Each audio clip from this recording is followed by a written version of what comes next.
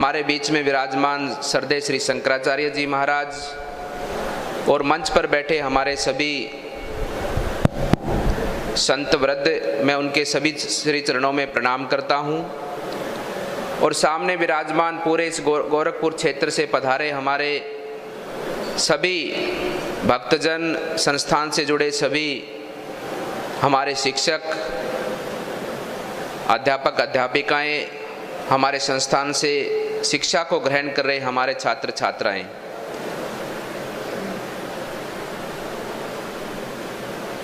भाइयों बहनों, मैं तो इतना ही आप सबको कहना चाहता हूं कि ये जो स्थान है और इस स्थान पर जो भगवान ने हम सब पर कृपा की है कि किसी ने यहाँ पर जन्म भगवान ने किसी को दिया है और किसी को यहाँ पर जुड़ने का सौभाग्य मिला है।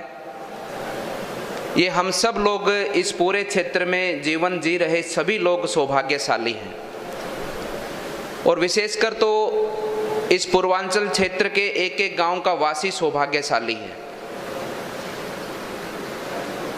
जहां से राम राज्य की स्थापना का संकल्प लिया जाता है, जहां से राम राज्य की स्थापना के लिए जयघोष की घोषणा को आगे बढ़ाया जाता है, जहां से राम राज्य की स्थापना के लिए उम्मीद दिखती है, ऐसे स्थान पर भगवान ने आप सबको जन्म दिया है।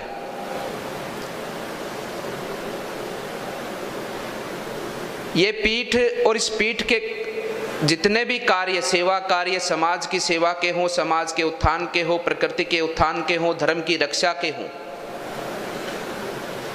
ये सभी उत्थान कार्य इस पीठ के द्वारा संचालित किए गए। उन सभी कार्यों के अंदर इस क्षेत्र के जुड़े हुए, इस क्षेत्र के वासियों का एक एक व्यक्ति का उसके अंदर सहयोग रहा। ये हम सब के लिए गर्व का विषय है।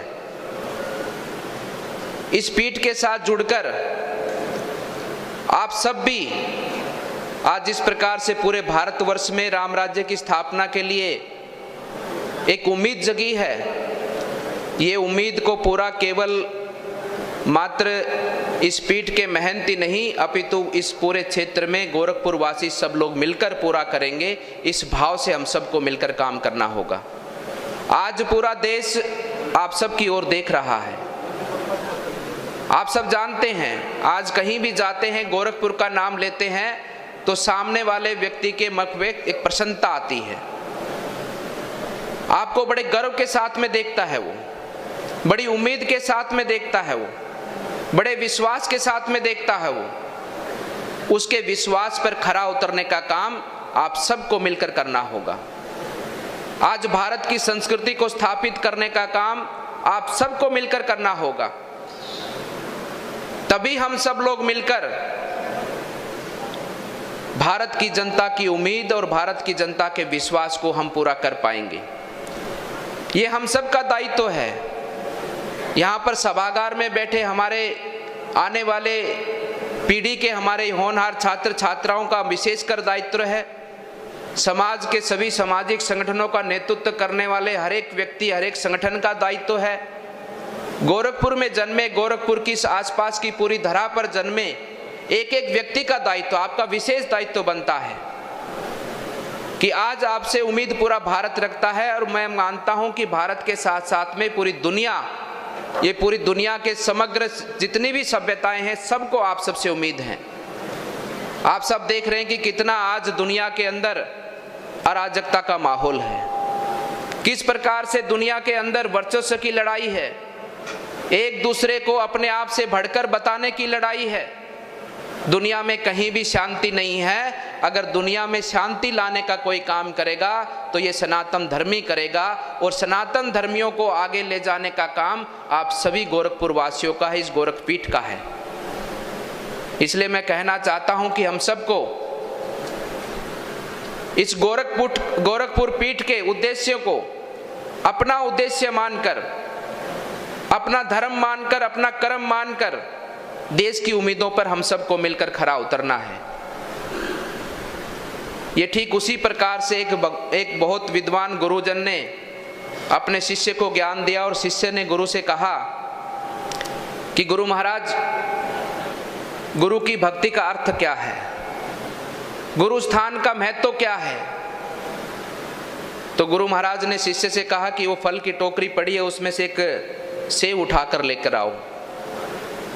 शिष्य सेव लेकर आया और गुरु महाराज के सामने रखा और गुरु ने शिष्य को कहा कि शेष के 4 टुकड़े करो, अमनिया करो। शिष्य ने सेव के 4 टुकड़े किए। गुरु महाराज ने कहा कि अब इस सेव में से क्या निकला? तो शिष्य ने कहा कि इसमें से बीज निकला। तो गुरु ने कहा कि बीज में क्या है? तो शिष्य ने कहा कि बीज में छोटा सा एक वृक्ष है। वृक्ष में क्या है? तो शिष्य ने कहा वृक्ष में एक बहुत बड़ा वृक्ष है। वृक्ष में क्या है? वृक्ष में कहा कि फल हैं, अनेकों फल हैं, अनगिनत फल है। और उस फल में क्या है? फिर शिष्य ने कहा कि उसमें भी एक बीज है। ठीक उसी प्रकार से उस बीज की भांति एक एक गोरखपुर वासी को, एक एक व्यक्ति को जो गोरखपीठ से जुड़ा है, एक एक सनातन धर्मी को ऐसे पूज्य पवित्र स्थानों से उस आशीर्वाद को ग्रहण करके उस बीज की भांति अपने आप को बीज मानकर हमें पूरे भारतवर्ष के अंदर वृक्ष पैदा करने हैं। और पूरे भारतवर्ष के अंदर हम सबको उस भारत भूमि से जन्मे वृक्ष को पूरे विश्व भर के अंदर उस बीज की भांति हम सबको जाकर इस पूरे विश्व को फलीभूत करना है। इस भाव से हम सबको अपने जीवन को लगाना होगा। अच्छाई बुराई के बारे में हम सब जानते हैं, अच्छा क्या है बुरा क्या है ये हम सब जानते हैं, और मनुष्य जीवन का स्वभाव भी है। आप सब देखते होंगे कि जब हम दुर्गंध के पास से गुजरते हैं तो हमारा मुंह चिड़चिड़ा हो जाता है, हम मुंह बना लेते हैं, अपना नाक बंद कर लेते हैं, मुंह बंद कर लेते हैं कि नहीं कर लेते? ये स्वभाव है मनुष्य का। और ठीक उसी प्रकार से जब हम खुशबू की तरफ से गुजरते हैं तो हमारा मन प्रसन्न हो जाता है, हमारा चेहरा खुशी से झूम उठता है, मन गुदगुदाने लगता है। ठीक उसी प्रकार से अच्छाई और बुराई का कर्म है। अगर हम अच्छा कर्म करेंगे तो हमारा भी मन प्रसन्न होगा, हमारे आसपास का वातावरण भी प्रसन्न होगा। और हम अगर बुरे कर्म करेंगे तो जिस प्रकार से बुदबू को देखकर हमारा मन दुखी होता है, ठीक उसी प्रकार से बुराई के पथ पर चलकर हम सब भी दुखी होंगे और समाज भी दुखी होगा। इस भाव से हम सबको अपने जीवन को लगाना है।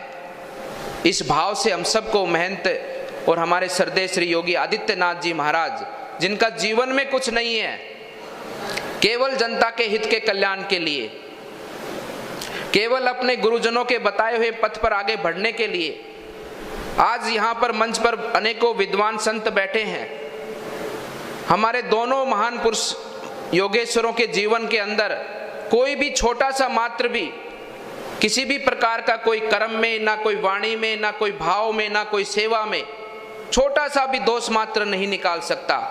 केवल निकाल सकता है तो व्याख्या कर सकता है उनके जीवन की। कोई निकाल कर सकता है तो केवल उनके जीवन के अंदर जो उन्होंने सेवा कार्य किए उनका विस्तार कर सकता है। व्याख्या ही उनका जीवन था।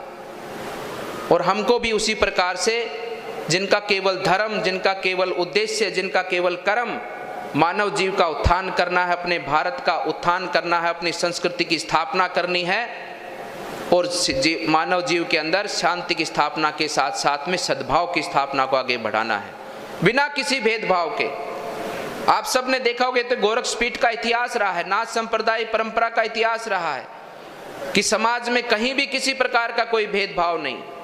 जिस प्रकार से भगवान कृष्ण ने जो अपने गीता के अंदर ज्ञान दिया, उस ज्ञान को मूल रूप से सार्थक महासिद्ध योगी गुरु गोरक्षनाथ की परंपरा ने समाज के अंदर आगे बढ़ाने के लिए काम किया। ठीक हम सबको भी उसी प्रकार से अपने जीवन को आगे बढ़ाना है। हम सबको भी ऐसे इस पवित्र स्थान से जुड़कर अपने जीवन के माध्यम से, अपने कर्म के माध्यम से इस राम राज्य की स्थापना हम सबको मिलकर करनी है। हम राम राज्य की स्थापना के लिए बोलते सब हैं, अच्छा हम सबको लगता है। ऐसा माहौल बना और अब जो विरोध आ रहा है इसको लेकर के आगे क्या? देखिए, कांग्रेस का जो वास्तविकता है उसके कार्यक्रमों के माध्यम से वो स्पष्ट नजर आ रही है। जिस प्रकार से पिछले 1.5-2 महीने से वातावरण कांग्रेस ने राजस्थान के अंदर बना रखा है, करौली की हिंसा है, उससे पूर्व में हमारा सालासर के अंदर राम दरबार को, जो गेट के ऊपर राम दरबार स्थापित है, उसको गिराया गया। और हमने सुना था कि फतवे मस्जिदों से जारी होते हैं, लेकिन अब राजस्थान में भी सीएम आवास से भी फतवे जारी होते हैं और उन फतवों के माध्यम से ये दर्शाया जाता है कि हम किस प्रकार से एक समाज जो मुस्लिम समाज है उसके पक्ष में ये राजस्थान सरकार है और उनके लिए रोज़ा के समय पर लाइट सुचारू रहे, उनके लिए रोज़ा की पार्टियों का इफ्तार पार्टियों का आयोजन जिला स्तर पर हेडक्वार्टरों पर किया जाए, ऐसे ऐसे फतवे सरकार जारी करती है। दूसरी ओर हिंदू समाज के लिए उनकी शोभा यात्रा ना निकले उस पर प्रतिबंध लगाए जाते हैं। हिंदू समाज के लोग अपने घरों पर अपने त्योहारों के ऊपर अपने इष्ट देवता के पूजन के लिए और अपनी छतों के ऊपर भगवा ध्वज ना लहराए उसके लिए फतवे जारी किए जाते हैं। तो ये सरकार की सोच को दर्शाता है और ये कांग्रेस सरकार ठीक उसी प्रकार से चल रही है जिस प्रकार से मुगल हमारे देश पर आक्रमण करते थे और सबसे पहले हमारे मठ मंदिरों को तोड़ते थे, उनको विध्वंस करते थे, हमारे हिंदू समाज को और हमारे हिंदू धर्म को लज्जित करते थे। वही कार्यक्रम ये कांग्रेस संचालित कर रही है। अभी आप राजगढ़ जा रहे हैं, न्याय की तो कोई उम्मीद इस सरकार से हम कर ही नहीं सकते। अभी तक करौली के जो भी आरोपी थे, मुख्य आरोपी थे, अभी तक फरार हैं, क्योंकि टोपी वाले इनके पास में पहुंच जाते हैं, इनको संरक्षण मिलता है इस सरकार के माध्यम से और ये सरकार उन लोगों को पकड़ने में असमर्थ है और पकड़ेगी भी नहीं। और मैं तो यहाँ भी यही कहना चाहूँगा कि सरकार जिन्होंने ये गलती की है, जिन्होंने हमारे धार्मिक स्थलों पर, हमारे मंदिरों पर हमारी मूर्तियों को खंडित कर हिंदू समाज को और हमारे सनातन धर्म को अपमानित करने का काम